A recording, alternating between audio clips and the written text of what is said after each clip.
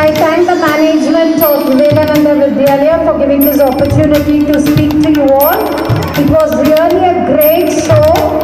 All ஒரு 3 வயசுல இவ்வளோ பெரிய மேடையில சரளமா ஒரு பேப்பர் இல்லாம அவ்வளோ தெளிவா பேசுறாங்க. எவ்வளோ ஒரு அருமை இல்லை? இவங்க எல்லாருக்கும் நம்ம கண்டிப்பா ஒரு பெரிய கைத்தட்டல் கொடுக்கணும். கொடுத்து பார்க்கலாம்.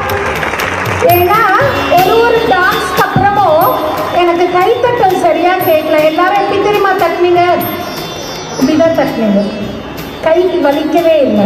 ஆனா அந்த குழந்தைங்க எவ்வளோ பெரிய வலியை தாங்கிக்கிட்டு it must be a practice of nearly 1 month or else all this is not possible. டீச்சர்ஸோட எஃபர்ட் உங்களுக்கு தெரியுமா? தெரியாதது இல்லை. Because you are all young parents and mostly I see lot of grandparents here. ஒரு குழந்தை ஒரு தடவை சொன்னா எதையும் செய்யாதுங்க. 2 தடவை சொன்னா யோசிக்கும் செய்யலாமா வேணாமா. 3வது தடவை தான் நிமிர்ந்து பார்க்கும். 4வது தடவை முறைச்சி பார்க்கும். 5வது தடவை மெதுவா எந்திரிக்கும்.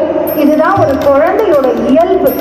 இந்த மாதிரி குழந்தைங்களை ஒரு 3 மணி 4 மணி நேரத்துக்குள்ள டெய்லி ஆட வச்சு பாட வச்சு ஓட வச்சு சாப்பிட வச்சு ஒபே பண்ண வச்சு உங்க எல்லாருக்கும் டிஸ்பாசல்னு ஒன்று பண்ணி அந்த குழந்தை என்ன சாப்பிட்டுச்சு, என்ன மிச்சம் வச்சுச்சு, என்ன எழுதுச்சு, என்ன எழுதலைன்னு எல்லாத்தையும் சொல்லி இவ்வளோ ஒரு பெரிய ஷோ பண்ண டீச்சர்ஸ்க்கு hats off to all of you. Because KG teachers and pre-primary teachers only can make this wonders. 7 wonders of the world மாதிரி teaching faculty the mostly I respect is the kindergarten and pre-primary teachers. ஏன்னா நின்று இந்த மாதிரி பேசினாலாம் அந்த குழந்தைங்க செஞ்சுடாதுங்க.